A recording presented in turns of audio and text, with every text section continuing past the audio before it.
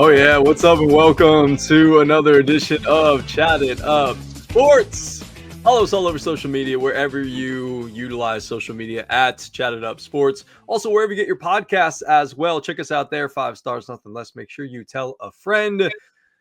I am Greg Larnard. Right in the middle there is my man, Miggy Malcolm Harris, with the old Bass Pro Shop hat. And all the way to the right, the happiest man in this group because his team found a way to swindle and pimp their way into the NCAA tournament. Mr. Chase Green. One forever, baby. That's it. Too big to fail. He got in. North Carolina. Some way, somehow. Somehow. And Joseph Guthrie is in the background. He's producing the show today. We appreciate Joseph for doing that. It is tournament time, fellas. We're going to do a lot of March Madness. We're going to talk a lot about the brackets. We're going to break it down region by region. We're going to give you our thoughts on all of it. But before we do that, let's talk to somebody who is much, much more qualified to talk about the brackets than any of us. He is a man who is a former Division I basketball coach. He was also a high-level assistant coach in his time coaching college basketball. He has recruited and developed guys like Chris Middleton at Texas A&M, Alex Len, the newest Los Angeles Laker of your Lakers, Miggy, the University of Maryland, Jerome Robinson, the only lottery pick in Boston College history. And Chase, you will appreciate this one. As a North Carolina fan, he also formulated game plans to beat Duke when they were the number 1 ranked team in the country. Joining us now is Mr. Scott Spinelli here on Chatt It Up Sports. Coach, what's up? Welcome in. Hey, guys. Thanks for having me. Excited to be with you guys. A lot of fun. Yeah, it's the best time of the year for sure. Chase, I'm going to let you kick it off because, Bubba Cunningham, some way, somehow found his team a way into the tournament. Take it away. Yeah, Coach, I'm just kind of wondering here. I'm talking myself into it. I believe that this should have been a tournament team mainly because I think they actually have more potential to beat good teams than, say, West Virginia or Indiana in this tournament time. And that's mainly because you do have guys that can be elite. I know we don't have the quad 1 wins. I know that is part of the criteria. And I think if you're going to go by that, and I think the committee changed some things and they didn't tell us. And so the old way looks very bad when it comes to Carolina's resume. But do you have any qualms or where are you at on this Carolina situation? Because it is by far the biggest storyline. Well, first of all, I think some of this is a little bit unfair just because the ACC was a little bit down this year as it relates to quad 1 teams, right? Yeah, they had their chances against Clemson, obviously Duke, but for the most part, Louisville. But for the most part, usually the ACC over the years has been a league that's put in, 7, 8, 9 teams, right? And so I think part of that lack of quad 1 wins has something to do a little bit with the ACC being down a little bit this year. But I agree. I think North Carolina is a lot better team than I think people, think, right? I mean, yes, they obviously only won that one quad 1 win. And, you could make a case that these other teams should be in over them. But they are a very dangerous team. They're talented. They play a certain style.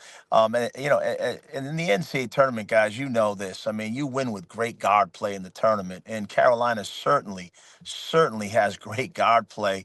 So I do think, again, Carolina is a very dangerous team. We've seen this show before, years ago when VCU was that team that got in the first 4. And everybody kind of was like, yeah, they got in. I'm not sure how. And then the next thing you know, they're in the Final 4. So, look, any team could do it at this time of year. You just got to get hot at the right time. But North Carolina is a lot better team than I think people are giving them credit for. Oh, 100%. And for me, too, you found it in the tournament, like in the ACC tournament, too. I mean, having guys step up, like Lubin became an absolute force. Like, I mean, he had 20-10 against this Duke team. And I get, like, they're not with Cooper Flag right now, but still 20-10 against those freak shows, especially with Mullick and all the lineup they have, even Canopel and those guys, they are still very dangerous. Duke still won the ACC tournament without the best player we've seen in a long time. We'll just say that. Like Cooper is incredible. Yeah. They're still, I mean, with him, with Cooper, it feels like they are the favorite to win. And I think the betting odds and all those places are still showing that. But just watching eye test wise, it's probably truth. But for me, Carolina making the comeback, you're a really dumb play by Withers away from tying the ball game and probably carrying on the momentum and maybe winning that game. So that would add to it. And look, your losses are to Alabama, Auburn. You are running into that 3-game schedule. Yeah, it was Alabama, Michigan State, and Auburn. That's your first 3 losses. You lose to Florida by 6. Then you lose to your tougher ACC guys. That's the worst part for me. That was the one that really hurts, is like you didn't get any of the Louisville, the Clemson, or any of the Duke games. I understand what Duke is, but I've seen some bad Duke teams beat some great Carolina teams. I've seen some bad Carolina teams beat some great Duke teams. So you feel like they just need to steal one of those. But I don't know. I just feel like they could also make a Sweet 16 run as well, because you're talking about the 11 seed, right? I agree. I do. I think that, this year's tournament, guys, and the one thing that's a lot different this year is, there's so many different teams right now that have had this NIL component added to their, to obviously putting their rosters together. And, we were talking about this yesterday. Yes, there's clearly some teams at that one. So you mentioned Duke. Obviously, they're, very, very, talented, maybe one of the most talented teams I've seen in many years. But, there's a lot of capable teams out here with guys that, teams have kind of plucked from the portal. They're experienced players. They've been at maybe different levels, but this tournament to me could really present, some upsets, just because of the fact that there's so many teams that have older, experienced players that they've gotten from other schools. And that's a dangerous combination, especially if that team gets hot, at the right time. You get hot in the tournament right now, anybody could kind of go on a run, especially with that 3-point line as the equalizer. All right, I have a quick question here, just kind of going off of this North Carolina situation. And Chase, you mentioned, them finding a way in, and I kind of alluded to Bubba Cunningham. And Coach, you've been around Division I basketball for a very long time and involved with the tournament and, coaching various teams and players and things like that. What are your thoughts on athletic directors making up the committee of the selection group that picks who makes the tournament? Because apparently, Bubba Cunningham, obviously he's on the committee. Allegedly, he had stepped out when they were discussing North Carolina, but clearly that sort of has a bit of a, it stinks a little bit to say the least. And there's a bonus attached to him, obviously North Carolina making the tournament, and then them making it to different rounds. So what are your thoughts on the committee being comprised of athletic directors from various colleges? Do you think that's the way that it should be, or would you have a better way of doing that and having the selection process? No, honestly, I do think it's the best way to do it. I mean, I just think this was kind of a bad timing issue more than anything. But look, I mean, I think every athletic director, as the leader of their university, and what they're trying to do to help all student athletes. Yeah, I'm sure you're gonna root for your own team. That's your job, and I get there's a business component to it, but for the most part, I think the athletic directors do a really good job. It's a tough, situation when you're getting in those, discussions with teams that, everybody can make a case for this team, for that team, and the metrics. There's so many different metrics. So I do think it's a little unfair, just because of the timing of it, to judge this situation based on that, for me. And I do think that the athletic directors at these universities should be the ones that are contributing to these teams being in the tournament. I think it's the best way to do it. In my eyes. He is the chairperson, and this is his last year as the chairperson. So very apropos that that's the way that it kind of rounded out. But Miggy, you want to jump in? And Yeah, most definitely. So, Coach, I had a question.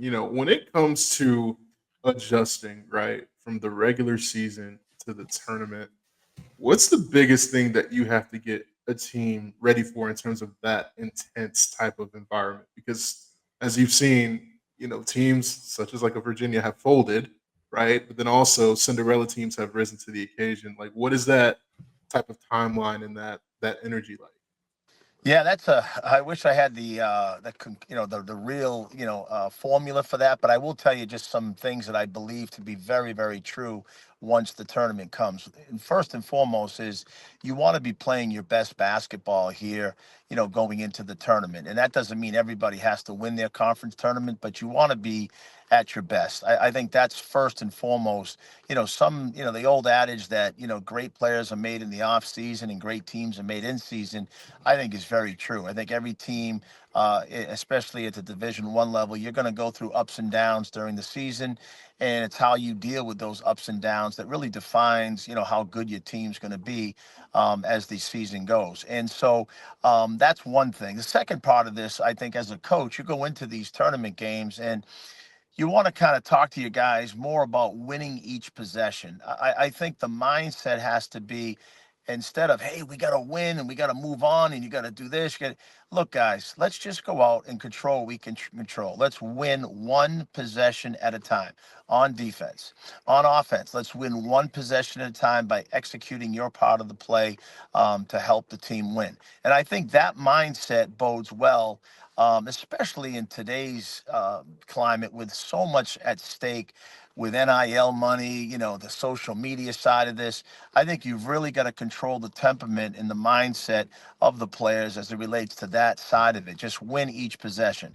And then the third thing, look, you got to have some form of belief and confidence and a fun side of this. This is a fun time for me. I look back to, look, I was at a small Division I school, and I wasn't a great player, but just the memory of sitting there watching the team at Boston University get selected, it is an incredible feeling for these student athletes and these schools and these universities. And so I think the fun side of this, enjoying this too, and making it so, this is not just about, it's obviously about, advancing and so on and so forth, but you also want to add some fun to this part of it, because it is supposed to be fun. At least at one point, college basketball was fun. Now, I get it. There's a business side of it, but having fun also. No, for sure. And I really appreciate that answer, Coach. I mean, you talked a lot about earlier, senior players and leadership. And, me, I'm a Tennessee grad, so I went to UT, and my Vols are led by a few seniors. And I just want to ask you, from your perspective, this Midwest region, from an eye test, it really boils down to, I think, three teams being Houston, Kentucky, if they get hot, as well as Tennessee. Do you think Tennessee could get to an Elite Eight based off of the way they played the last 4 weeks? Well, I think Tennessee is really a complete basketball team. I think this is one of their best. Again, they've obviously had great teams. We played against, when I was at Texas A&M, we had some battles with UT at Texas when Coach Barnes was there. But, I can tell you this Texas team, to me, is built for the tournament. I mean, look, the one thing that you do know in the tournament, everybody has to defend. You've got to be a team that, understands you've got to defend each possession. And I think Tennessee definitely does that. You honestly, with that defense, you want to finish every possession with rebounds, and I think Tennessee does that exceptionally well. The other side of Tennessee is they can play both ways. If they have to play a little bit faster, just because the pace of the game picks up, they have no problem doing that. And at the same time, they're one of the best half-court teams, and you have to be able to execute a half-court offense to win in the NCAA tournament. And we talked about, obviously, great guard play. I think if you look at any team in the NCAA tournament, that if there is a coin flip on a certain game, I think you always got to go with the better guards, because I think guards in the NCAA tournament, make a real difference. And Tennessee has some of the best guards, not only in the SEC, but in the country. Yeah, and speaking on that, Coach, I was actually going to ask you that question. Is there somebody? I'll kind of stick with the guards, because I always feel like, I mean, as a Carolina guy and also a Tennessee fan right here, but it is one of those, like, we always won with great point guards. Like, even if it's always the what if Kendall Marshall would have been healthy, and then you have Ty Lawson and Raymond Felton, like all those guys at Carolina, they kind of just ran the program. Like, it was a true point guard game. Is there any guards that we need to be watching for that maybe people don't know about? And you can even talk about the ones that people don't really know about. Is there anybody specific that we should be watching out for? Well, I think the kid from there's a lot of good guards in this tournament, right? Yeah. I think, look, you start right there with Tennessee. I mean, I love Lanier. I mean, I think, he's as good on both ends of the floor, a tough, competitive kid. I mean, he plays the game to win. I mean, that's what you got to love about him. I mean, the way, he goes out and competes night in and night out for the benefit of his team. I mean, I just think he's really good. Obviously, Ziegler too with him. They make that whole with Gainey, that whole side of Tennessee, is just to me, it's a very, very good team, and especially with those guards. But look, you can look at RJ Davis just to talk about North Carolina. I mean, he's as good as it gets in the tournament. I mean, he's been there, he's battle tested. Trimble's good. They've got a good guard core. But looking at the tournament as a whole, there's so many good guards in this tournament. And again, it goes back to what we talked about earlier. We could sit here and talk about every team and addressing that need of getting an experienced guard, with NIL money, and then bringing in guys from mid-major conferences. And I think that's something that, again, now that you're able to do that, there's going to be great guards all over this NCAA tournament. And I think you're going to see, whether it's, smaller schools that, the kid Corey Tripp, even for Wofford, I mean, he's a really good guard out of New York. I mean, there's a lot of good guards in this tournament, and I think that's something that you really can't even, over the years, you could always say, hey, they got the best guards in the tournament. Now, there's so many great guards because everybody is transferring and they're older. And so there's great guard play all around this tournament, I think. 100%. All right. Well, speaking of guard play, I want to shift away from guard play and take it to the big men. I know Chase used to be a big man back in the day in high school, and so was I. Down low, banging at 6'2". You know what it do? But I want to just get your thoughts on the big men and teams that you think could make a run that have maybe not the best guard play, but they have elite level big men. I'm thinking about just 100, Dickinson with Kansas, and Kalkbrenner with Creighton, and some of the big guys that have done some work for some of these teams. And obviously, we saw Zach Edey with Purdue make a big impact. Donovan Clingan, obviously for UConn last year as well. Is there any big men or some guys that have some big men that we should be watching out for? No, you know what? I just think, I don't know if you guys can see me here. Can you see me? I think I No, lost you. But there's a oh, lot there of, we go. I think in this, yeah, can you see me? Yeah, I we think, got you. yeah. So to me, again, I think the word big men, there's, the old adage of having those old school bigs, that we're used to, when at least when I was younger, the 7-footers, the Ewings, the Mutombos, and those guys. The game has changed so much, right? It's evolved. So really big guys now are guys that, again, they're guys that can defend 1 through 5. A lot of teams are now switching, and you can make a case for any of these bigs. I mean, the kids from, Auburn, look, he came from Morehead State, and think about him in that league, and now, where he is today. I mean, again, I just think there's so many good big guys, but they're not the traditional bigs that we're used to. I just think you got a whole plethora of guys that we could talk about. But there's some great stories. Look at Yale. I mean, Yale is a team that something's going to give in that Yale Texas A&M game. You've got a team like Yale who has got great culture. They've got the point guard there has been there for what, this is his third, I think it's his 4th year, but I think this he's won the Ivy League defensive player at least 2, if not 3 of the last 3 seasons. And they also have a team that's really physical. They defend.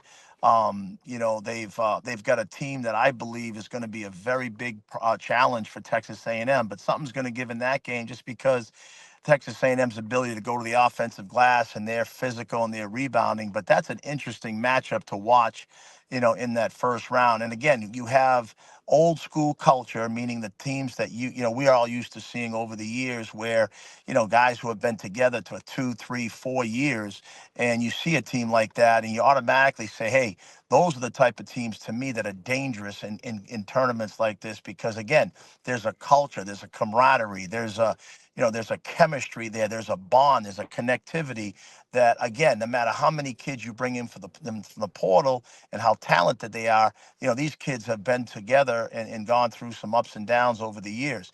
You look at Drake. I mean, 4 of their 5 top their starters are from the Division II in Northwest Missouri.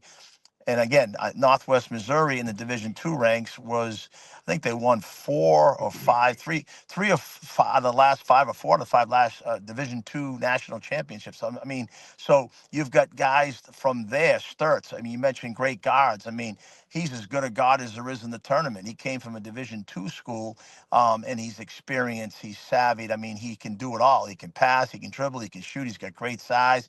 He defends. I mean, that Drake team is going to be a very dangerous team.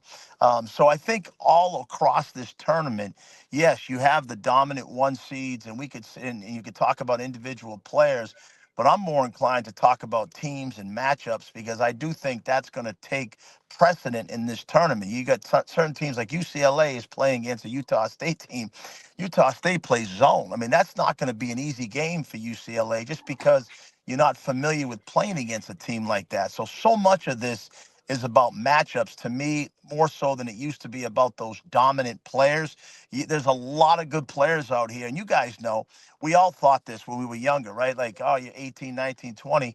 When you get to be 27, 28, and you're playing those men's league, people looking at you like, why didn't you go pro? I mean, all of us thought that, or people probably said that we were outside playing. And I'm like, oh, yeah, I should have went pro. Well, listen, you got a big advantage when you're 23, 24, 25, as opposed to 18, 17, 18, 19. There's just a difference in strength. It really is. Like, there's just a difference in strength. I was really thinking about that one too, because I was looking at the UCLA matchup, because obviously Tennessee can be in the next round, but UCLA is one of those teams that just can't really score. All pretty low ratings on offense and stuff like that throughout, but great defensive teams. Like, this is going to be, like you mentioned, matchups are going to be very interesting in that. And I guess I'll ask you from that perspective, like, who is a bad matchup from a lower seed? Like, who's somebody you see advancing? I know you mentioned Drake. That's my favorite story, the D2. And you're right, it's 4 out of the last 5 that they've won, and they played D2 just last year. So who's a Cinderella for you right now, or a couple of them? Yep. Can you guys hear me? Yeah, we can hear you. Yeah. Okay. So I mean, let me give you an example. Like the kid, John Politis, the kid from Yale. How about this story, guys? You guys are gonna love this. So 6, left-handed kid, can really shoot it. I think he's made 239 threes in his 4 years at Yale. So he was actually gonna sit out this year, and go be a 50-year somewhere and get paid NIL money. And so he sat out a few games, and then all of a sudden NIL money appeared somehow at Yale. So the point I'm making is, like, there's so much going on out here now with this NIL stuff that, again, there's good players everywhere. But give you some examples. That Liberty game, I don't know if you guys have caught that game. But the one thing about Liberty that they're going to do in that game against Oregon is they've got that old Virginia style with Tony Bennett, with Richie McKay coaching there. And they'll probably send 4 guys back on every shot. So what happens, guys, is if you're sending 4 guys back, you're pretty much giving up the offensive rebound. But what happens is you get a chance to set your defense. And Virginia did this for years under Coach Bennett. And it really makes it hard, because now you've got the team playing against your strength. Their strength is their half-court man-to-man defense. And so Oregon might not get as many easy baskets in this game, or at least get out in transition and score. So this game now becomes a half-court game. And that's where a team like Liberty could give Oregon a lot of problems in that game, because, again, Oregon, Coach Altman's tremendous coach. They can play different styles, but they're going to have to win in a grind-out game against a team that's going to force them to play in the half court. So it's things like that, right, in this tournament that we're going to see all across the board. Look, Clemson, versus McNeese. I think in that game you have McNeese, who prides themselves on their physicality, their toughness. They've built this team through, the portal, JUCO kids, older kids. The problem is they're playing against a bigger and more physical team that's just like them. Just they're maybe just a little bit bigger and even more physical. So I think Clemson in that game just because of the way, again, I think as good as McNeese, it's maybe a tougher matchup for McNeese in that game. Last year, here when I was coaching, I was a head coach out here for a little short period this year, but also an assistant. We played UC San Diego. I mean, UC San Diego, came from a Division II level, and they've got a lot of guys who have come up from that level, and they're playing against a Michigan team. Well, you're about to see a team like UC San Diego, who is a very good offensive team, efficient. They're very difficult to guard. They've got guys out there that can all pass, dribble, and shoot. They play with and without the basketball. That's not an easy matchup for Michigan. Now, again, I do think UC San Diego got a tougher matchup. I thought they were a team that if they drew the right team, I thought they were going to be even more dangerous. But that's going to be a really good game on that side of it.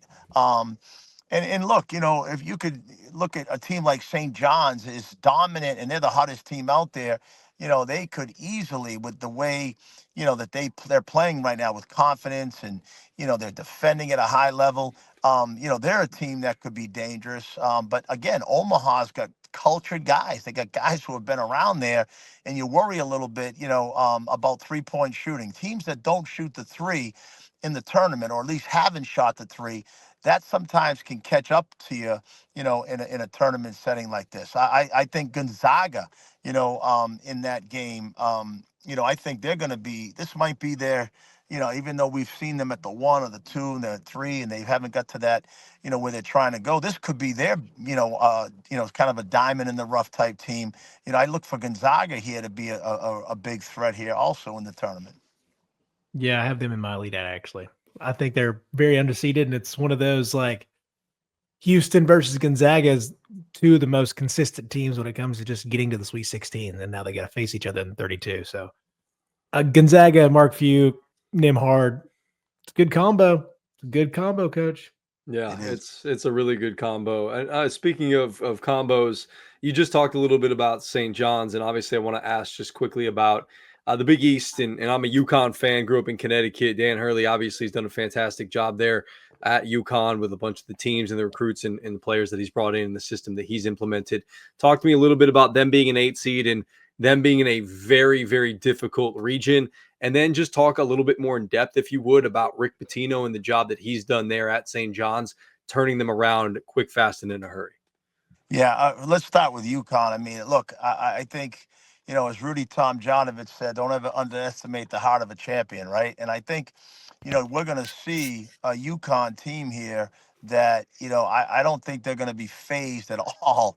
Matter of fact, they're not going to be phased at all. They're a team right now that you got to kind of keep an eye on. I don't look for them to be exiting out that first game. I think they're going to be a very difficult team to beat, and they're tough. They're a cultured program. They're used to winning. They're used to advancing. Yeah, a lot of new faces there, but I think Florida, that second game, is going to be a heck of a game. And let me just tell you this: years ago, when I was coaching at Texas A&M, I'll never forget this. This was the old Big 12, and the league was so good. It was so good.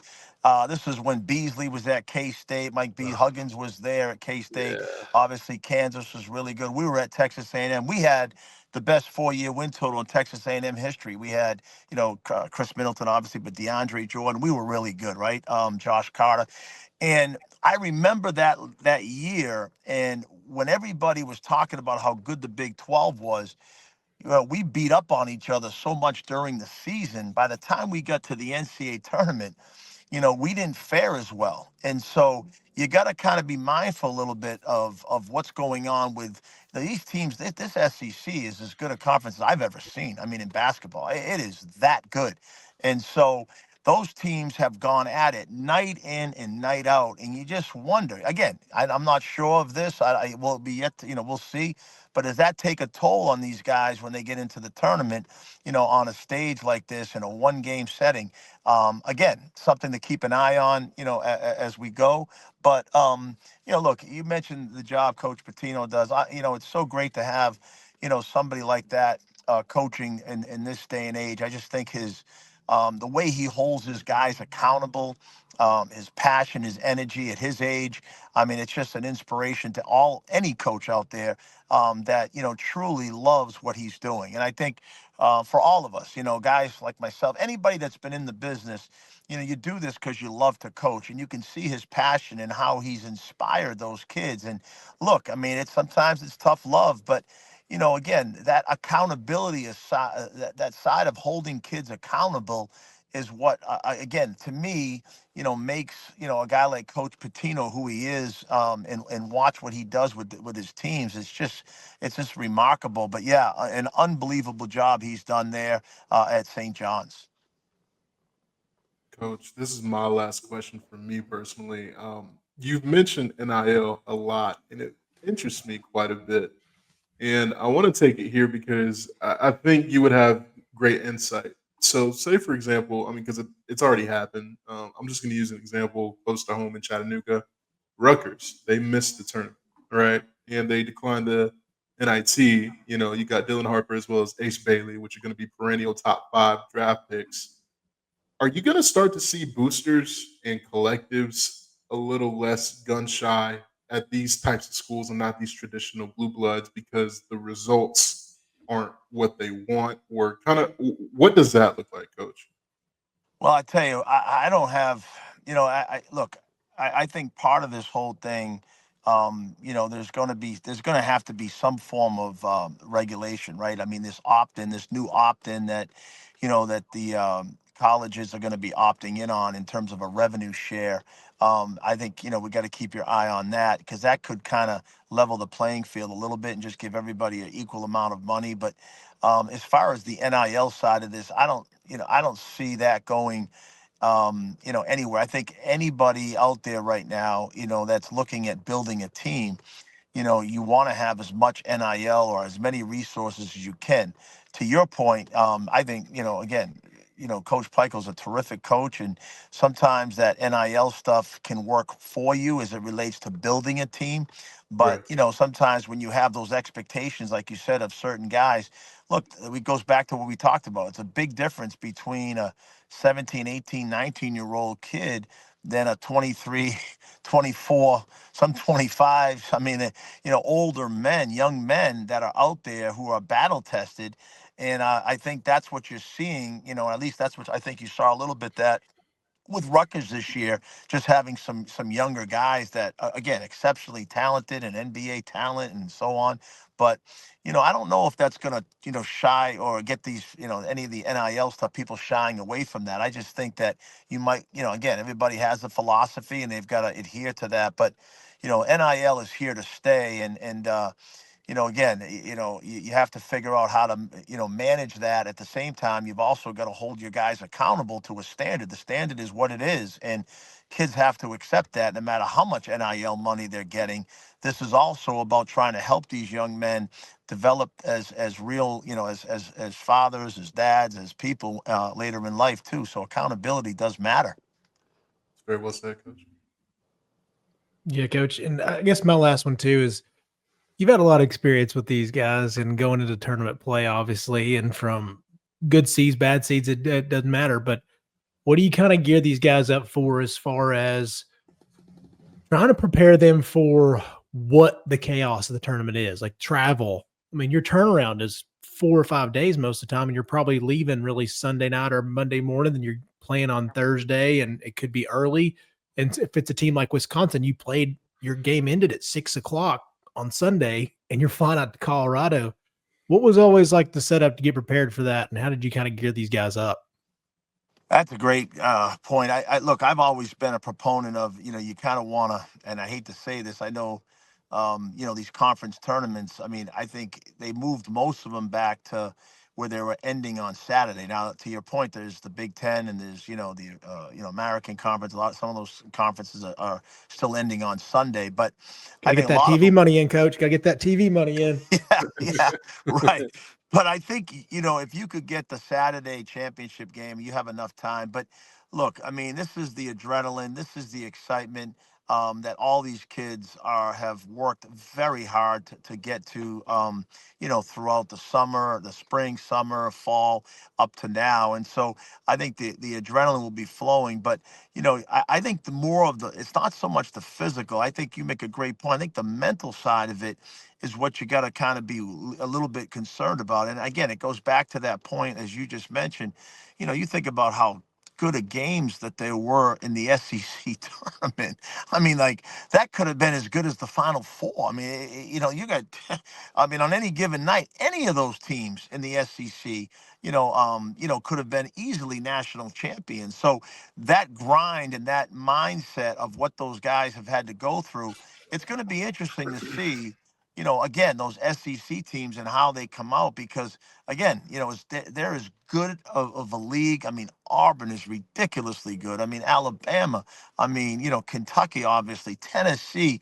I mean, we could go on and on and on, and we don't know the wild card teams. We really don't know how good. I don't know, maybe an Oklahoma is, or some of those other teams, just because, these other teams have got so much attention. But you also got to pay attention to these other teams from these other leagues that, again, a Michigan State, nobody's talking about, or people might be, but, Michigan State, when they get to the tournament, they play their best basketball. But I do think, Duke has by far, roster-wise, the best team. But I got to tell you guys, I don't know. I think this year, more than any other year, there's a lot of teams that could upset these one seeds on any given night. And I think you're going to see a lot of different teams here that maybe a lot of us maybe didn't expect, that are going to win some games, especially early. And then it's going to be interesting to see how this thing shakes out. Yes, it certainly is, Coach. My last one for you. I'd be remiss if I let you go without asking you to share a story about whether it's your time interacting with Rick Barnes, as you just mentioned, when you were coaching, or interacting with Chris Middleton, or any of the guys, or just a fun coaching story or a tournament story that you could share with us before you go. Well, I'll tell you what, I mean, over the years, you kind of, there's a lot of stories that kind of, that stay with you. I think just staying consistent with the NCAA tournament, I think that those are, you got great memories there, right? So for a couple things. One, when we were at Texas A&M, this is kind of crazy. We talk about the teams, and you're sitting there on Selection Sunday, and you're so excited to find out who you're playing, where you're playing, what bracket you're playing. And, we ended up in a situation where we played, I think it was our second year at Texas A&M, we played BYU, when they had, Fredette was a freshman, Tavanari, and those guys, Playstead, they were really good. And so we went out to California and we played them, and, we beat them in the first round. Well, the second year, we're sitting there waiting, we're, excited, who we playing, and we play BYU again, the opening round. And so, Oh, I mean, what are the chances 2 years in a row, a team, I mean, it's so random, a Texas A&M and a BYU back to back, and our guys, we just kind of looked at each other like, huh? And so we ended up going out to Philly that year. We beat them again, but that was kind of a strange story that, I don't think many people would know. And here's the last story I'll tell you. We had a year, and it just, you live kind of with some of this, as some of the stuff that happens in this tournament, you carry on forever, right? So in that second year at Texas A&M, we played Brigham Young out there at the is it Toyota Center? It was out in California, and we beat Brigham Young, and then we played UCLA in the second round game. I think I want to say we were the 8 seed, and they were the 1 seed, I believe, or maybe we were the 7, they were the 2. But anyways, we played them out there, and that's when they had Kevin Love, and they had Westbrook, and they had Collison. They were Mama Butte. They were really good. But we were up 10 with about 10 to go in the game, and we told DeAndre Jordan, we said, DeAndre, look, when UCLA doubles the post, they'll come from the top, they'll double down, and they'll eye up on the backside. Just don't throw that skip pass, because if you throw it, Westbrook is going to get it. And so I'll never forget this. The game is low scoring. It's Coach Howland's coaching UCLA, and we're up 10, literally, guys. 10 minutes till they come down, they double, and he throws this skip pass. And it was like a dolphin on SeaWorld. You could see all you saw was this guy jump so high in the air. he tipped the ball out on the top of the eye, and then he went down and dunked it. And of course, the place went crazy. And we ended up losing, I think it was like 51-49. I mean, you're up Oof. 10 in a game, first one to 50. And the reason I bring it up is because that was a year that UCLA, there were upsets ahead of that. And so they got all the way to the Final Four. And, you know, you live back and you say to yourself, God, what would have been if you just had made, you know, if that game would have gone different, right? So yeah, there's regrets and there's a lot of memories that come to mind, good and bad, for all of us, you know, that have been involved with the tournament as players or coaches.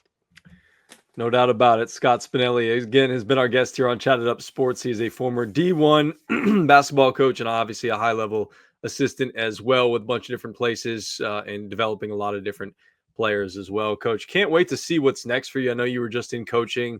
I know you've done some of the media side in terms of podcasts on the Believe Network and things like that, but I don't know if you know what's next, but you always got a big fan here with the boys on Chatt It Up Sports, and we look forward to seeing what's next for you. And we appreciate you taking some time during the madness of March to chit chat with us about the tournament.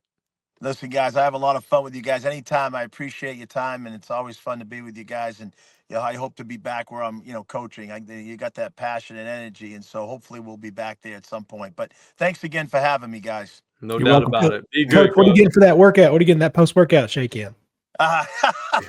You know what? The workout is just because when I go home, you know, I end up snacking at night. So I have to work out at least to maintain some form of respect around my children. So yeah. I feel that. I feel that, Coach. Dude, my late night snacking's been so bad here lately, dude. It's been so bad here lately. All right. Well, thanks, guys. We appreciate it. Thank you so much. Okay. Thanks, Scott. Thank you, Coach. Thanks, Coach. See you guys. Scott Spinelli, man. He just sounds like he should be coaching at St. John's with Rick Pitino. Does he not? Yeah, Oh, man. for He just sure. fit right in, wouldn't he? Oh, man, just a high-level assistant. He's been around a lot of high-level players, a lot of high-level programs. He would be fantastic, and obviously, clearly, the dude knows ball. So, yeah, it's just tough. He hasn't gotten another opportunity, but I'm sure he will here. Hopefully, you know, after this season is done with, and looking forward to see where he lands. But all right, so I think it's time for us to sort of just chit chat about the tournament and about the field and things like that. And first and foremost, I know we started with it with Scott, but Chase, can you make the case for UNC? I know you talked about the guards. I know you talked about the high level play and the high ceiling and all this. And look, they got double digit wins. West Virginia didn't even get double digit wins. And if West Virginia wants to talk some shit, they could have won their first round game against Colorado, but they didn't. That's a big one. And I don't know how much the committee watches basketball during tournament, like the conference tournaments, to be honest. Like, there's clearly, like, how's Louisville an 8 when they just beat Clemson? You know, there's just switches that don't make any sense.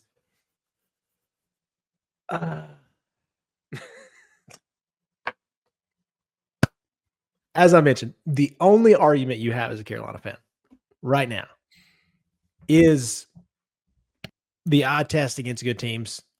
And you are Carolina. You are a Carolina team. But you do have to brag about your losses. Auburn, Michigan State, Alabama. That was a 3-game stint.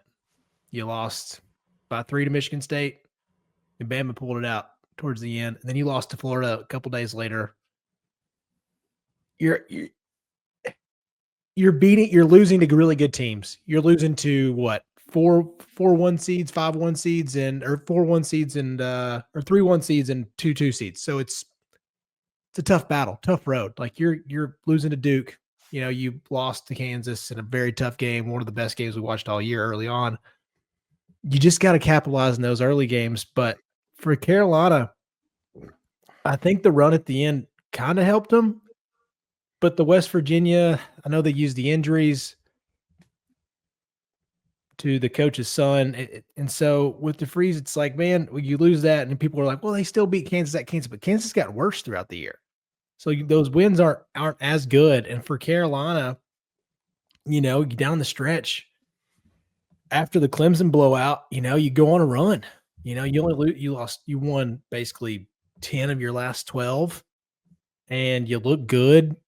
You do have one of the best guards in the country. I just think for a lot of Carolina fans right now, the big justification is when you watch this Carolina team, you're like, that's going to be an 11 seed that probably makes the Sweet 16. I don't know if West Virginia does that. I don't know if Indiana does that. It's just eye test. I'm going to be honest.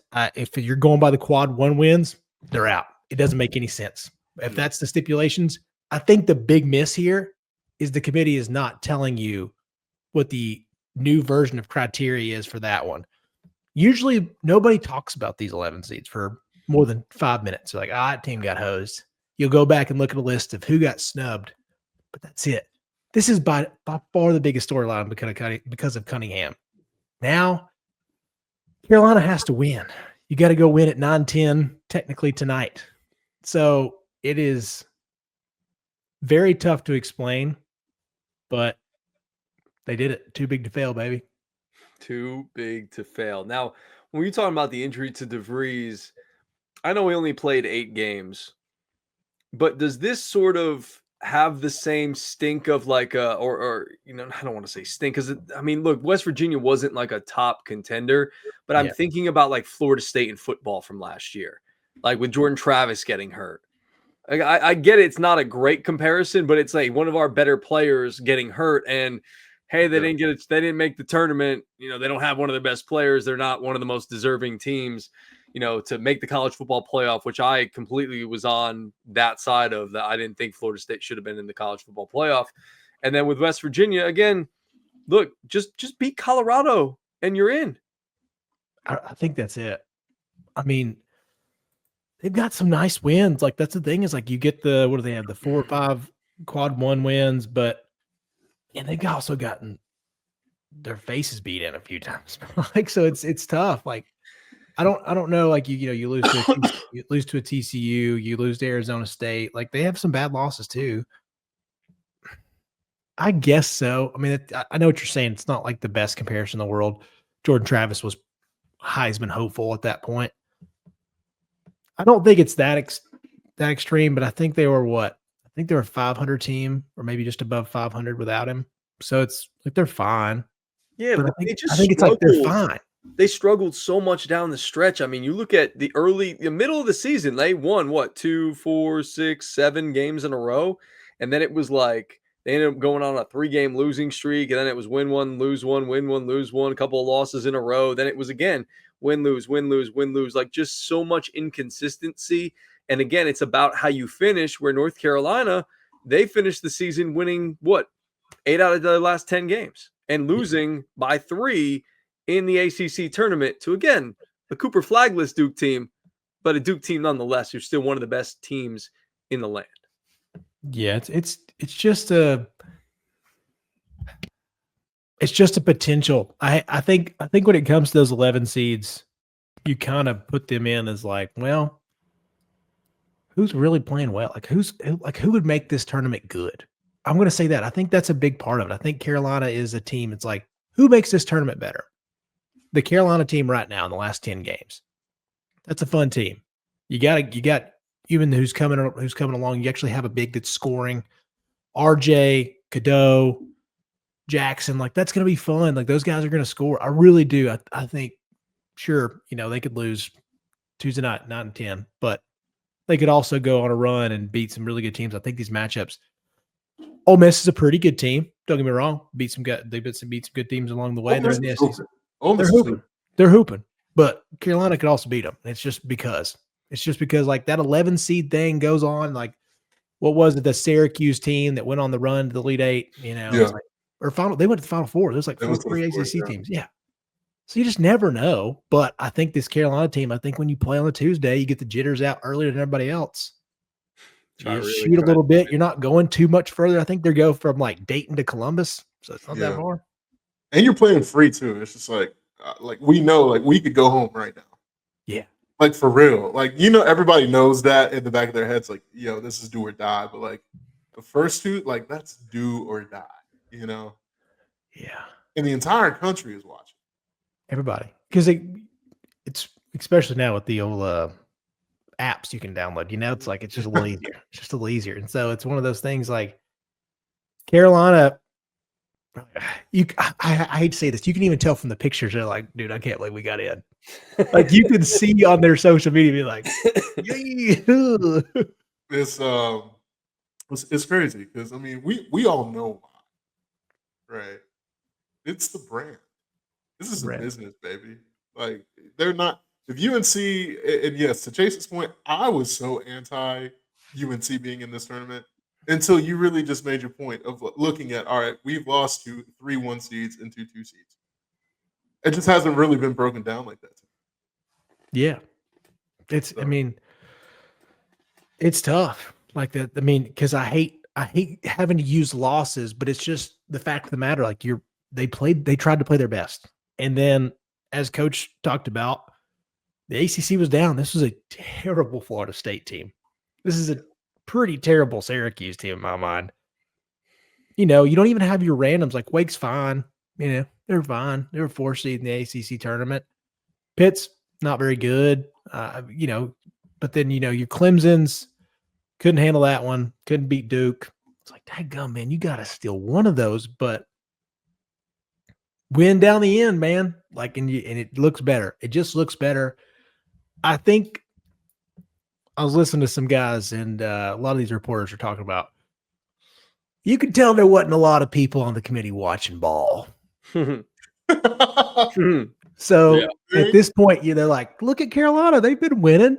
You know, they look at a couple box scores, and you see RJ's out there cooking again. You're like, they look great. West Virginia, they lost a guy. They're like, dude, when did he lose him? They're like, I don't know, a couple weeks ago. No, they lost him December, dog. I hate to say it, I think there's just some times like these guys have too much to do. If you're an athletic director at UNC, you ain't got time to watch Big Ten games on a Tuesday. Well, do you want to hear who's on this committee? Yeah, load them up. All right, so we got Bubba Cunningham. Obviously, this is his last year of, his term is up in 2025. He is the chairperson. Then we got old Mark Coyle. Anybody guess where he's from? It's a northern school, but not northeast, just like northern school. It's somewhere that it's a state that Chase and I both have dated people from. Minnesota. Bingo, the Minnesota athletic director. Yeah. He's up in 2026. Then you've got Greg Byrne from he's the Alabama athletic director. Keith Gill, Sunbelt commissioner. He's the vice chairperson. Keith Gill was the one that was on the selection show with him, I believe, too. He was the one, like his guy. Yeah. Yep. I mean, that makes sense. It's his vice chairperson. Yeah. So Keith is in there. I covered the Sun Belt for a while. I never met Keith, but I've been to the Sun Belt Media Day, and I've seen him speak a couple of times. Lee Reed, 2026. He's from Georgetown. He's the AD there. Then we've got Martin Newton, Samford, athletic director. Shout out to the SoCon. Tom Wiskrull. He's from the Big Sky. He's the commissioner there. Arthur Johnson, the Temple AD. Irma Garcia, the Manhattan AD. Stu Jackson, West Coast Conference commissioner.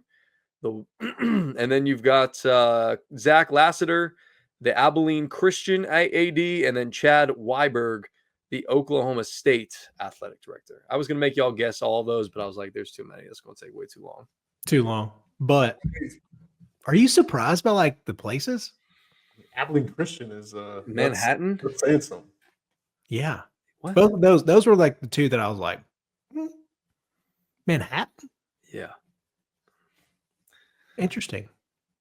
Yeah, maybe. I don't know. I love the point though that you made, Chase, about this just being a team where they think they have the most potential. It's like, hey, what could be the most watchable in the tournament? Obviously, there's big names at North Carolina, and I'll just share a very brief, quick story that is in a very low-level way related to what happened to West Virginia and North Carolina. I love it. When I was playing D3 baseball, we had one really good season. It was my sophomore year. We ended up being like ranked 18th in the nation at one point.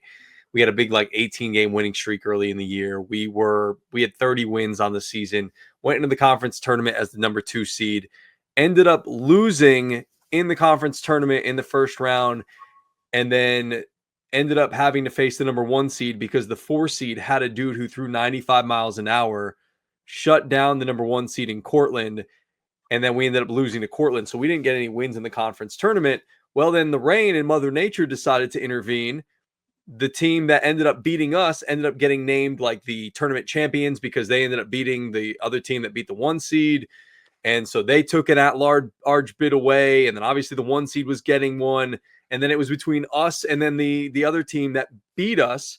Excuse me, the other team that didn't beat us, but they had a dude who threw 95 miles an hour. So that played better in the tournament rather than us maybe having a better resume.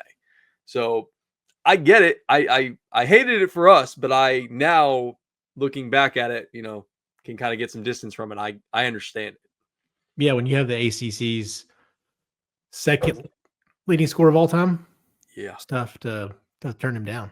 Yeah, and like you said, it's the brand too. It's North Carolina. That's a blue blood program. People are going to watch them over West Virginia in the tournament. No doubt. Indiana doesn't have a coach right now. Really? Mike Woodson, come on, dude. That guy's ready to get out of there. He's ready to get out of there, man. I can't stand Buddy. I cannot stand Mike Woodson. Something about him in there. I didn't like him when he was at the Knicks either. Oh, I forgot he was he was the Hawks coach, bro. Oh, I know that part. Coach. Yeah, but he coached the Knicks for a little while there too. Yeah, man, I can't wait to get back to a 5 and a 6 seed. I'm not gonna lie to you, I wouldn't mind a 5 or a 6 seed right now. I was gonna say if the Hawks got a 5-6 seed, that wouldn't be too bad. Well, I think we're hovering around the 6. Are you? I get to watch them. Thanks a lot, television channels. But all right. While you guys are watching or looking at the rest of this bracket, what are some of the other things? Obviously, North Carolina stands out the most to you. What else stands out the most to you guys when you look at this bracket? I don't care if it's a region. I don't care if it's a team. Talk to me, Chase. What stands out to you most about the bracket and where it ended up? For me, just looking at the collection of like how many good teams there are, and another coach mentioned it, like thinking back about there are times when I watch like Missouri towards the end of the season, I'm like, dude, this team could beat the holy hell out of a lot of places. Like, but the 1s and 2s right now look unbeatable. Like St. John's can't shoot a 3-pointer, but it doesn't matter. They can stop anybody. Number 1 defensive ranking in Ken Palm. It's unbelievable. And this would be, and if Rick makes the Final Four, I think he would be the only coach to have both teams shoot under 35% or like 32% or something crazy and make a Final Four from 3. Like it's wild. Like he's such a good coach but in totality, the West is going to be a lot of fun. Like especially if Texas Tech gets healthy, St. John's, but even the first weekend, and I can't remember where that's at. Where is this game at? Oh, it's in Providence, Rhode Island. Is going to be a hotbed of coaches.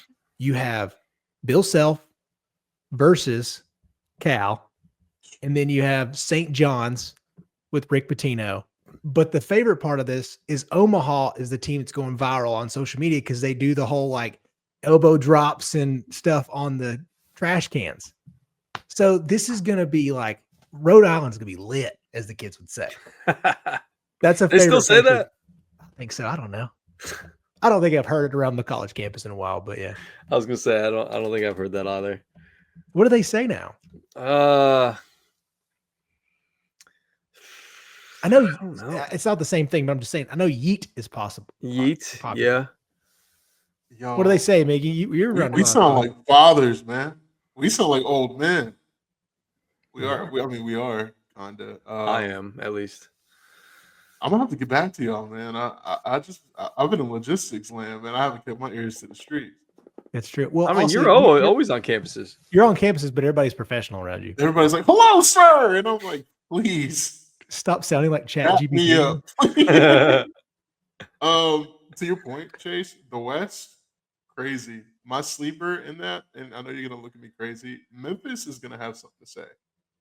They're an underdog right now. They're an underdog by what, 2.5? I think they're gonna have something to say. Like, I just don't see that happening. And then also, I hate to give credit where credit is due, bro. Last year was the first time in a very long time that all 1 and 2 seeds have gotten through to the Sweet 16.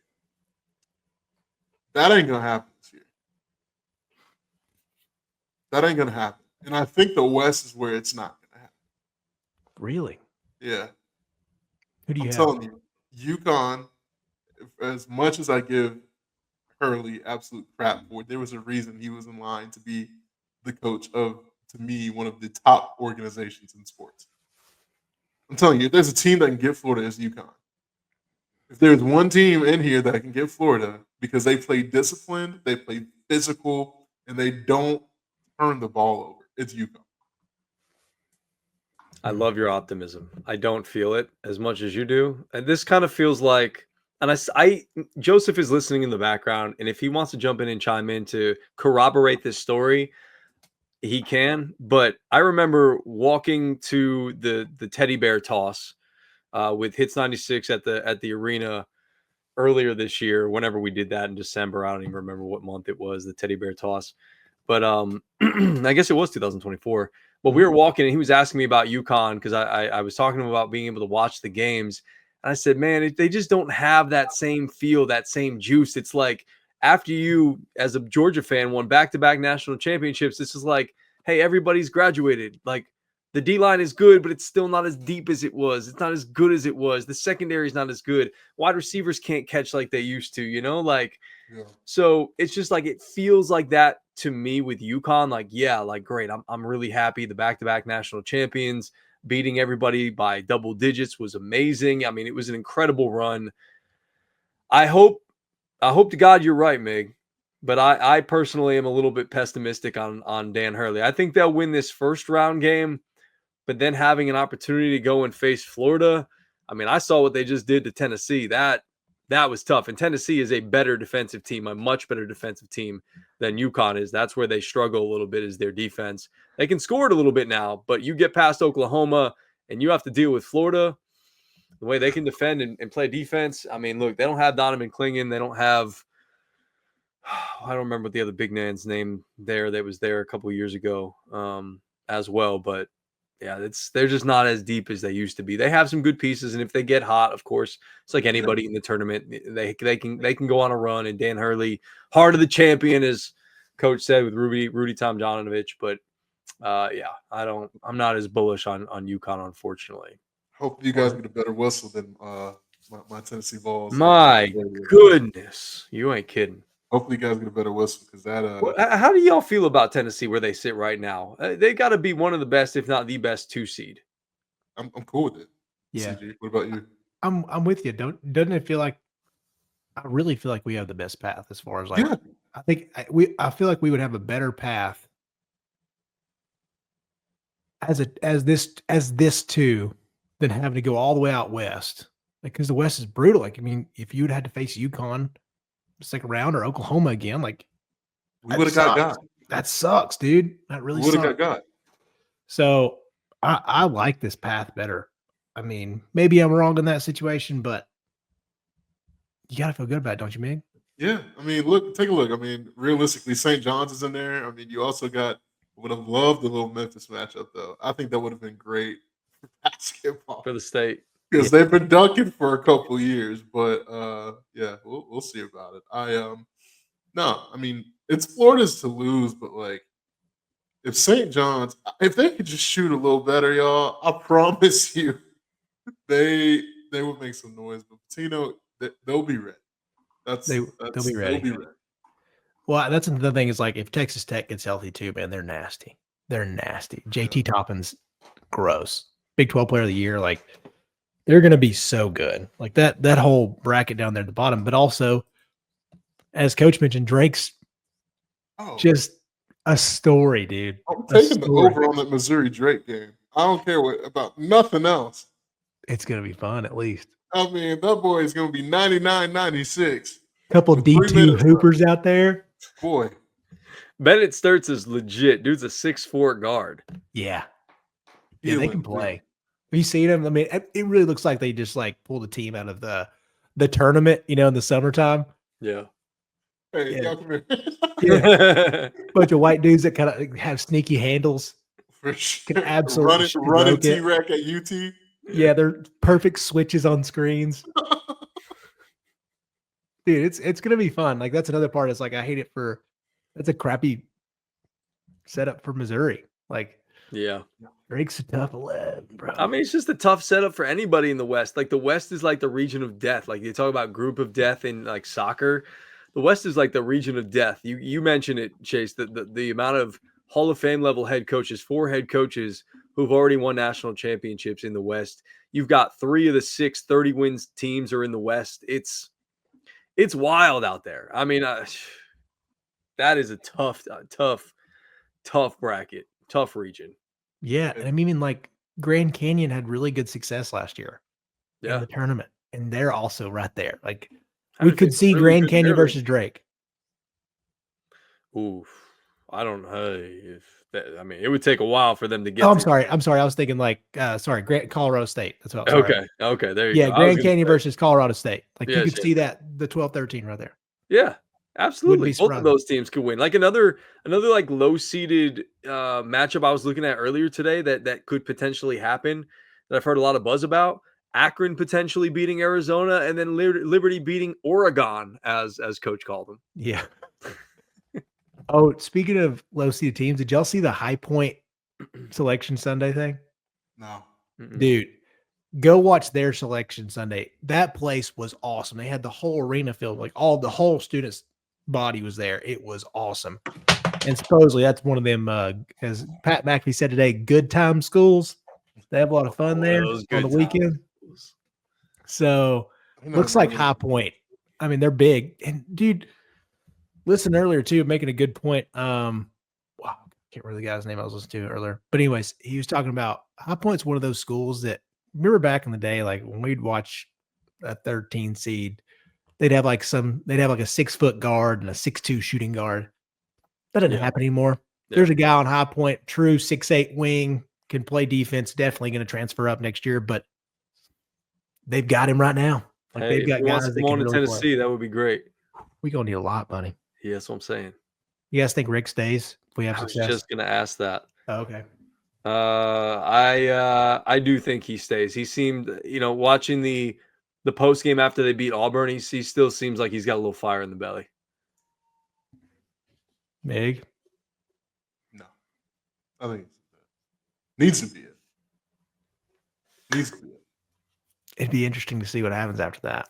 I mean, if he gets to a Final Four, maybe he hangs it up. That's what I'm saying. Like, I think this is realistically the last chance. And I hate to say it, but like you kind of end on a high note. Like, I think it's like Zakai, Meshack, like these guys, this is your best class you've ever coached. This is the most consistent coaching. Like, Tennessee is truly, and I'm going to put parentheses here, a blue blood. Like, on the surface. You don't think they were better last year? No, but yes, but no. I think Dalton Connect is one of the best things that ever happened to Rick Barnes. And it made Tennessee look better than what it was. But like, CG, I mean, we saw in person, bro. Like, it was the Dalton Connect show. Everybody get out the way. I think this is a more put together Tennessee team. Yeah, I hate to say it. Now that seeing it, Adu is hot garbage compared to somebody like Agpara. Like, I mean, I don't think Agpara is God's gift to green earth, but defensively, the way he rebounds, like there's just like hustle plays that guys make now. Like, this is the most in tune team. Do I think? I sure wish we had Dalton Connect in this spot. Yeah, but Chaz, really good, and when he's right, he's awesome. But Gainey's playing way better this year. Yeah. Way better, way more consistent. Doesn't make as bad as shots as he took last year. Yeah, but you get Phillips, Milicic, like guys can be way more consistent. I think you're right. Miggy. I think it's just more of it just feel better balanced, but where Dalton was just so spectacular. Yeah, Dalton. I sure miss him. But no, I do think Rick Barnes. I mean, if they do go to a Final Four and they lose in like dramatic fashion, I think he's just like, hey, like I've given it all. I'm gonna transition to like a Nick Saban role. Like keep. I want an office. Yeah, I want to be around. And then I think you're either gonna go get like a young, just vibrant coach to kind of match Tennessee athletics right now. You can kind of tell. What about the dude from Drake? Ben McCollum. He probably gets a new job, but That's what I heard some people talking about. He could be like a one and done there guy since he's done such a great job with Drake. Now, you could look at that and say, yeah, that could be exciting. Or also you could compare him to like an Eli Drinkowitz who spent 1 year at App State and then went to Missouri and has been okay. He's plateaued. He's No, I been mean, okay. I think you now have the keys to a Porsche, whereas I think Rick Barnes got the keys to like a Toyota Camry that was gently used that has been on Carfax a couple times. You know what I'm saying? Like, You could get that shit in Carvana or car, what's that? What's the car vending machine? Carvana, yeah, right? Carvana. Carvana. Yeah. So, but y'all know who I want if Rick Barnes ain't here. Who? Brucey, baby. Bring him back. Brucey. I don't think he's leaving Auburn. Yeah, it's not up to him. I don't. Yeah, It's not up up to to him? Vol. Who's it It's up up to to? Vol. It's up to Vol Nation. I want him back. I think there's things about Tennessee, G, that you're gonna understand because you're now officially in Tennessee. Once you love this, it's kind of like a gang. It's like nothing else is on the table. That man loves Tennessee. He come back. Yeah, because In a he was heartbeat. kind of forced out, right? Yeah, Yeah, it was awful. It was over something that is legal today. Yeah. Yeah, I think there's unfinished business, and to know that Rick Barnes still hasn't gotten over like that hump of a natty. Yeah, I think he'd do it for the right number. I think he'd be the highest paid coach in college basketball. this is going to be a fun year for coaching changes. Yeah. Or If Brucey doesn't come back, I want you to drive down to New Mexico, and I want you to get Richard Pitino. Richard Pitino, I was yes. gonna say get his daddy for like 5 years, but bring Richard in as well. Oh, I don't think Rick's He's a leaving St. John's John's. guy. It's perfect for him. It is. He's like a mobster. It's Yeah. like so He's got the good. white suits and shit. He's Did you guys happen to hear I saw his interview on, I guess it was McAfee, but I saw a clip today and he was talking about when I was at Kentucky, nobody talked like me. Now I'm where everybody talks like me and I love it. exactly. I think that makes it. He's big difference. That's why aged. Dan Hurley stayed at UConn and didn't go to LA. Yeah, because he was like, it just doesn't fit me. Yeah. And I think, do you guys feel like this sometimes? I think there are like older people who've made a butt ton of money, but so they don't need it. So it's like, what am I moving for when I love it this place? And like, you've kind of gained that old man knowledge. Do you guys think that plays more of a factor in like the older guys, like probably Rick Barnes? Yes. Yeah. 100%. 'Cause you make a village at that moment, right? It's like we go to church with our neighbors, and like I watch their kids come over here. It's certain things you can't put a price at. Yeah. And to be the king in New York. That's a hell of a price. He was looking like me out there. Dude, you could be. The big bodega, baby. You still got those vibes from New York? Oh yeah. Oh, bro, it took me everything to get back on that plane. I was about to say Chatt It Up from New York, man. I was gonna be out there today. Remote. I would have came and joined you. It's yeah, definitely want to go back. I actually want to take a guy's trip to New York. I think that'd be really cool. Come on now. I can show you all around all the spots. That'd be awesome, dude. think that'd That'd be be so much fun. Yeah. Plan it. That would be cool. We're gonna get called up one day, boys. All right, I have another question for y'all when it comes to this tournament. Chase, I know you hate this team with the fiery passion, as do I. But how many games can Duke survive without playing Cooper Flag realistically in your mind? Go ahead, take a gander at that bracket, and for everybody listening, go ahead, take a gander at the bracket, see what they got, see what they what they're facing. They are a number 1 seed. They are not the number 1 overall seed. That is Auburn. But Man, realistically, Yeah.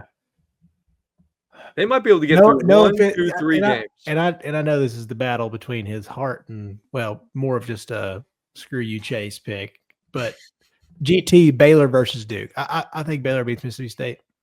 No, Mississippi State, but I think Baylor gets that first round. Duke can beat them. And in my opinion, I have Arizona going on to the Sweet 16. Same. Like Arizona's good, but you could also Caleb Love versus Duke again. He'd love that. That would be very tough for Duke. That'd be very tough for them to beat Arizona. So they could win. Realistically, you could not have him for what, 2 or 3 games? You It'd could be get to the fine. first weekend. 1, 2. Yeah. Yeah, So yeah. 2 games. You It's like win 2 2 drops. games. Yep. They could still beat that Arizona team. They could still beat them. And I'm not gonna lie to you, they could probably beat. I don't have it this way, but if it wound up being just chalk, Alabama would beat the crap out of them without him. But Alabama hasn't been very good lately. yeah, that's why they lose to BYU in the Sweet 16. That's what I'm saying. Yeah, that's why they lose to BYU. Sneaky good team. Sneaky good team. Yeah, Flag has to come back. And I would be mad if they just sat him the first game. Wait till, I guess, I don't know what they play. I don't know if they play. What's the 21st? Is that Friday? That's Friday. Yeah, so Friday. Don't play on Friday, play Sunday. You risk it? Yes, I do. I'm sorry to say this, but like, kind of look at them. We were talking about NIL stuff earlier. I look at them like investments and not student athletes, and that's really bad to say. Yeah. But it's just like, I'm gonna go to them and I'm gonna ask, "You want to come back to Duke? Yes or no? If you're coming back, we're not playing. If you are truly out, bro, you're getting on this court. Come on back. Yeah. You're getting on this court. Like, if you are truly out, cool, but you're about to play all these basketball games hurt. But if you're coming back for a full season, you want to run this back with this exact same team minus a few pieces. All right, fine. They say he does want to leave a legacy. Yeah. And I mean, it's like, you want to get a Utah? Who Exactly. who the worst? Oh, Washington. Are they the worst team? I don't remember. Washington by far is the worst team. Yeah. I want to go. Let me hop in the NBA standings. Haven't looked at these in a while. You want to go to Charlotte? I mean, the Utah or Washington. Oh, it could be even worse. You could go to New Orleans. I mean, at least you're eating good out there. I don't hate it. You got Zion with you? Stop. Bro, They're already eliminated from the playoffs, bro. They're already eliminated from the That boy Zion has kept us. Never mind. Let me stop. No, stop. He is going to be traded ASAP. Zion is going to be a New York Knick by 6 months. Is this real? No way. He's going to lose 50 pounds. I'm telling you, Zion has. I mean, that would be cool. Yeah, y'all give it up, Michael Bridges. That'd be pretty good. Zion. Yeah, enjoy it. I'd like it for the fun factor. Yeah, Zion in New York. Yeah, he would turn heads in New York. Got to keep that boy in straight and narrow. Yeah, he's going to do a lot of walking in New York. So there's a lot of food out there too. He's going to pizza. They keep him away from a story with the Greek food. I think you'd have a much easier time. Like, even though the food's good, you walk so much in New York, no matter who you are. How those feet feeling, Miggy? Well, feels like I've been walking on sand, man. Oh man, it's hilarious. Nah, it's a lot of food out there. I didn't have self-control, so I can only imagine if I had a little money like Zion. I'd be going to getting bagels every day. Man, do bagels hurt y'all's teeth? No. Mm-mm. Like, my dentist is gonna come to me. I go to the dentist tomorrow, and yeah, it's. No. I'm a biscuit guy. I've gone to the bagel. I've gone to the bagel much more recently. Yeah, give me a bagel over a biscuit. You guys cream cheese people? No. I look like, come on. I look like a cream cheese guy. Yeah. Give me peanut butter on a bagel all day. Cinnamon raisin bagel with peanut butter. I had that this morning, actually, G. Oh, it's delicious, dude. It's so delicious. Good. That's what I had my pre-race fuel. Nice. Nothing. Yeah. Not much better. No, it's a good one. Was it one of the Dave Killer Breads one? No, this was. I don't remember what brand, but yeah. They're good though. They were delicious. Yeah. Speaking of breads, here's a great sports conversation. The sourdough I tell you guys about from Pruitt's up here. Yeah. Today we got rosemary lemon. It's delicious. Rosemary lemon sourdough? Huh? Sourdough? Yeah. What? Yeah, they have cinnamon raisin sourdough. They change it up all the time. What? Dude. Yeah, dude. It's Dang. I live in a fairy tale land. Only at Pruitt's, and we can Can you walk say that there. name again? The one I have, No, the one that you just said. The lemon. What? rosemary lemon. Man, that's Rosemary I'm gonna name- lemon. I'm gonna name a pet that. So that sounds exotic. Thanks, bro. Yeah. Thanks, I, bro. I watch Travel Channel this afternoon. You know. Getting cultured and shit. I'm Yeah. naming my son actually after Chase. Believe it or not, if I had one. Thanks, bro. Middle name is gonna be Damani. Chase Damani Harris. Yeah. Dude, I should Got name, him. I should name my kid Chase Demoney Green. Oh. Oh, that's fire. That's it. If you have a son, you got to name him Chase Demoney. Fire. Chase Demoney Green. Chase Demoney is Wow. crazy. Yeah. So somebody told me, and I never put it together like as a business thing. When I started my first sales job, this guy looks over at me and goes, "Dude, your name's Chase Green. It's like the sickest sales name ever." And I was like, Chasing Green. I never thought about it that way. I was like, welcome to Logistics Bros, you know? That's such a logistics joke, man. You know it is. And you can It tell the is. guy, you know, like the guy's got the flower button down. You know, you see him every day, Biggie. Every day. Oh, shoot.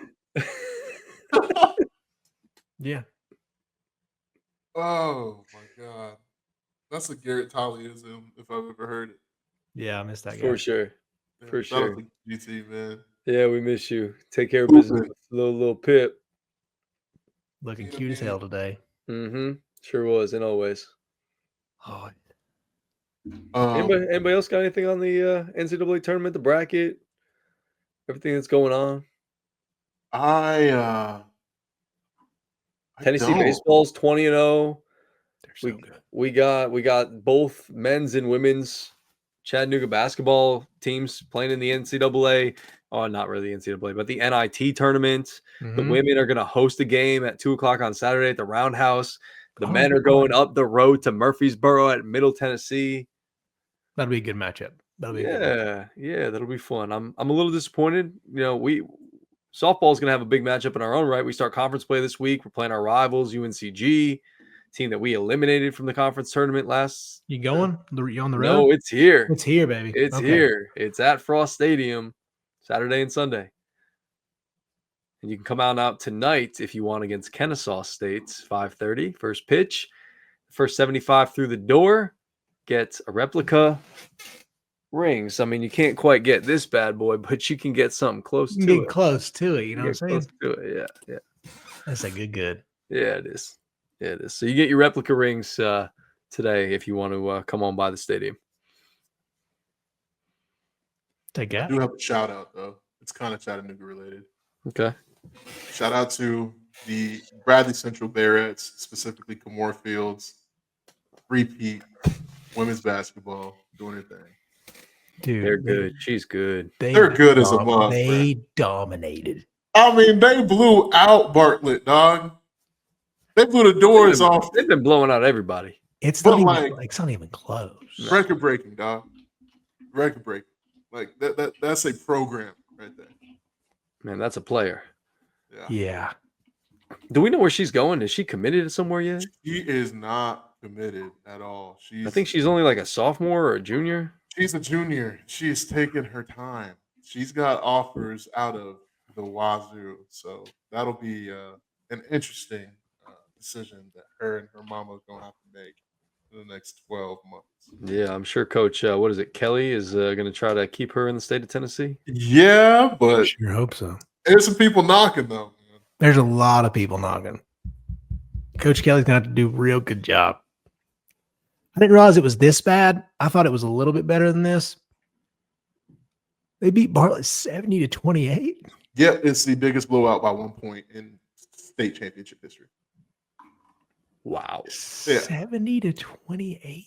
Yeah, it's like I thought it was. I knew they scored 70. I thought it was like 70-48.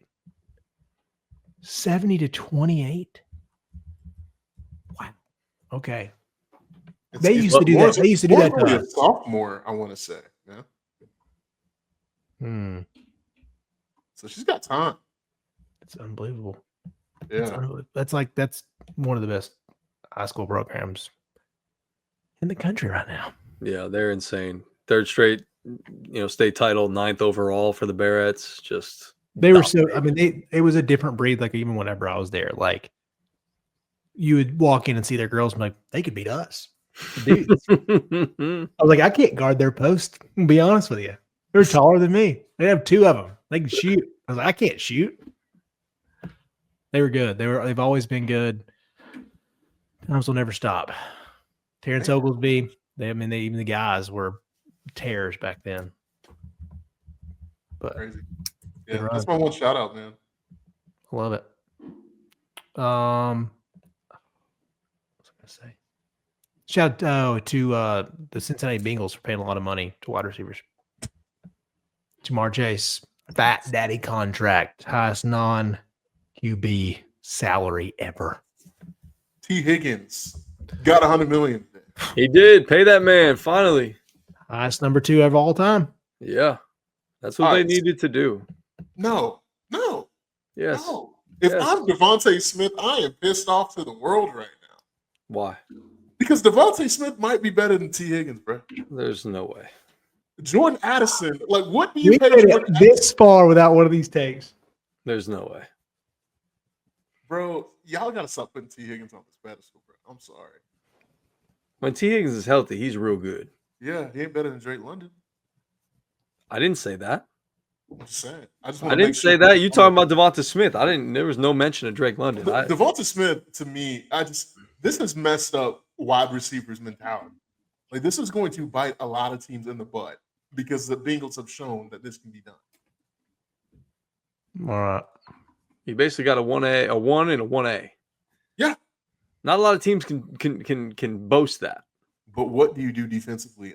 If you don't hit on draft picks, you're screwed. But that's they got to bring back reality. Trey Hendrickson too. And now that they spend all this money, I don't know if they can bring back a guy like Trey Hendrickson. I don't know how you do that. He's going to be an Atlanta Falcon. Here go Kyle Pitts. Y'all go ahead. Trying to think. Who else? Who's the best number 2? You got T. Higgins. I mean, it could be DK Metcalf. Don't you ever, honestly, I was about to be mad at you, but he might be the 2. Oh my God. He's going to be the 2. George Pickens is legit. You know that. We've been talking about George Pickens. I love GP, but like, can GP stay out of jail, man? No. GP just gets in his own head too. He's a basket case out there. Bro, it's like those intrusive thoughts just get in his head. He just can't stop himself. Is it like the next Antonio Brown situation? Yeah. Do we want to go that far? Can I go that far? Should I go that far? Yeah, because they're both just elite talents. Like GP is, he's smooth, but like him and Jameson. I mean, Jameson Williams is up there for wide receiver 2s. I don't think so. I disagree. He's good, man. He's good, but I don't think he's there yet. He's not. I don't think he's on Devonta Smith's level. I don't think he's not on T. Higgins' level. He's not on DK's level. What about next year, Devontae Adams? Puka Nacua is number 2. Honestly, I think Devontae might be the number 2 in that situation. He is right now. I mean, Puka is nasty. And Puka gave up his number too. You know the sign of respect. Respect. That is respect. That's respect at an all-time high. Like Puka probably is getting a nice little paycheck from the team for doing that, honestly. Probably. 100%. Who else will be up there? Yeah, it's just crazy right now. There's a lot of good tandems. I know he's slept on. Chris Godwin is like that. I know he ain't up there in that. If he's healthy. Yeah, I was gonna say coming off multiple injuries. Yeah. I love Chris Godwin, but I want to see what he's like with a new team, but man, Depot might be a good number 2 with Terry. Scary Terry. That team is gonna do something. I don't believe in Debo. I don't believe in Debo. I think I want to too bad. I want to as well. He's supposed to be so good, but he's just such a gadgety player. Like he's not like a legitimate receiver. Yeah. Like Scary Terry and Jaden Daniels proved to be a lethal combo last year. And I love that Scary Terry took that step with Jaden because all he needed was a quarterback. And he finally got that quarterback play. And I'm glad that Zach Ertz's career kind of got extended a little bit too there in I Washington. agree. I agree, bro. That's great. I love those old white tight ends just out there balling. Him, Chris Cooley, Todd Heap. Todd Heap, dude. One of my Back in favorites. the day. Jeremy Shockey. Jeremy Shockey. Oh my goodness. I have a Jeremy Shockey. One of Shout the out best. to my boy. We have a lot of really good tight ends right now. I was just looking at that. I was looking at the wide receiver yardage list. Bowers, Trey McBride, and Kittle all in the top 15 of yards for all pass catchers. And Bowers don't got nobody throwing to him. That's the crazy thing. What do you mean? They got Gino now. Does now. Gino Bowers can ain't get got nobody somebody. throwing to him, man. Gino can throw the football a little bit. Man, I'm not trying to hear all that. It's better than Gardner Minshew or Aiden O'Connell. Let's be honest. You're right. It's a There's bridge, though. consistency there. Yeah, it should be a bridge. It's a I don't bridge know if to they're go. gonna. I don't know if they're gonna get somebody at 6 though. They're probably gonna be too far down to get one of those quarterbacks. I don't think so. You think Cam or Shador is gonna fall to 6? I think if it's going to be one, I think it's going to be Shador. I mean, yeah, he's definitely Raider material. Like he just seems like a Raider. Both of them seems like they could be Raiders. Yeah. I want a team to trade up so bad to go get Shador, and I'm going to tell you all the team because I did it today on a mock draft with Pro Football Focus. Of course you did. The Steelers. When do you they have need time to do go? these things? They need to go get Shador. Because I'm telling you, this Aaron Rodgers thing. They're getting Aaron. Ain't gonna work. Imagine DK GP jumping him after practice. That's a real possibility. That would never happen. Them boys ain't going to no darkness retreats. Nah. Like they don't think he's weird, man. Who's their running back right now since Najee's gone? Jacob Warren. Jalen Warren. Jalen Warren. yeah. Jacob Warren's a tight end for Tennessee. He was, yeah. So Titans maybe. Browns probably take a quarterback. Giants take a quarterback.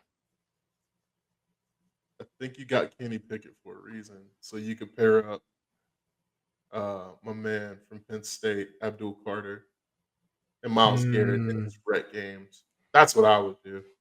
I think Abdul's going number 1. I think we take him at 1. I think y'all take Cam because y'all got to sell tickets, bro.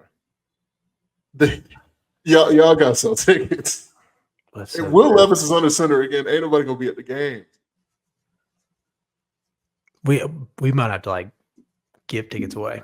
Would you sell more tickets with Cam or with Shador though? I think Shador's a bigger name. I personally, y'all know how I Yeah. feel. If I'm the Titans, I am taking Shador Sanders and not looking back. And I'm just gonna be like, yo, like you're the face of the franchise. Go bring us ESPN, bring us wins. We're behind you. And let's just build this thing. If Dion wants to come coach after next year, let's do it. Golly, man, I can't believe it. I don't know what I'm so interested to see how long this coaching stint lasts for Callahan. Doesn't feel like it's going to last very long. No, it just feels like they're going to bring. He's a placeholder until the new building opens up. Then we're going to have all this excitement. Yeah, we got to. I feel like you almost have to take one of the two and just pray they work out. Pray. Yeah. And like, because you see it, both of them like, man, these guys can sling it at times, but they don't feel like a Joe Burrow. They don't feel like certain guys, but like a surefire type. No. Yeah. They definitely don't feel like any of the guys last year. I feel you. That was awesome. I mean, you really felt like Caleb was one of the best prospects. People loved Jaden. Like one of those two last year. I still think Drake might be better than both of them. That's the crazy thing. Jaden's going to be really hard to beat. I know Jaden has success, bro. And don't forget about Bo Nix. Don't sleep on Bo. Yeah, man, I hate that dude. I hate him because he constantly tore us up. Bo Nix really is like that. Like, last year was weird. And then we still got J.J. McCarthy. We have no idea. I think I have a pretty good idea. I think it'll be fun. And it'll be pretty good because he's got the best quarterback coach ever. It feels like it. Like, I don't know what's up with KOC, but it's crazy. He's so cool. Hey, I would love to be coached by Kansas. Yeah, he did real good for Sam Darnold in the playoffs. He got him $100 million, baby. Hey, don't matter. He didn't win anything there in He didn't win Minnesota. nothing. But you You can can't get all those wins you want in the regular season. Looks nice. All right. I got to hop off here. fellas. It's a great show, man. Great show. Talk to y'all tomorrow. Yeah, we got some fun things coming. This is going to be a big one. Just whoever is out there, if you're listening early, go ahead and just hop in our bracket challenge. Yeah, bracket challenge. If you want the bracket challenge, just DM us on one of our social media platforms and we will send you the link. We're going to post it out there at some point tomorrow once we get all of our ducks in a row and things are lined up the way that we want them to be, because we've got some fun things to give away for our bracket challenge. So yeah, make sure you better be in there. That's all I'm going to say. You're going to want to be. You're going to want to be in there. Well, for Scott Spinelli, our special guest to start off the show talking some college basketball, Joseph Guthrie behind the scenes doing just a wonderful job, Joseph. I appreciate you more than you know. He's probably sitting back there on mute, just, eating something, playing some sort of video game, not really paying attention. Yeah, he's probably dominating with his Dynasty Georgia team or something like that. Who knows? Chase Green, Malcolm Harris. I'm Greg Larnard. We will see you. I don't know when we're going to see y'all next. We hadn't really talked about it, because the games start on Thursday. We're not really doing live shows really anymore, so we'll figure it out. We'll figure something out. We'll probably still drop one on Friday. We'll figure it out after Tennessee. Either Thursday or Friday. I don't know. Whether it's before the Tennessee game or after the Tennessee game, we will figure it out. Just stay locked and loaded. Follow us all over social media to keep up to date at Chatt It Up Sports. Also, wherever you get your podcasts, at Chatt It Up Sports. Follow us on YouTube, please. And shout out to our boy, Theo Vaughn. Thank you, Theo. We love you. Thanks, Theo. Peace and love.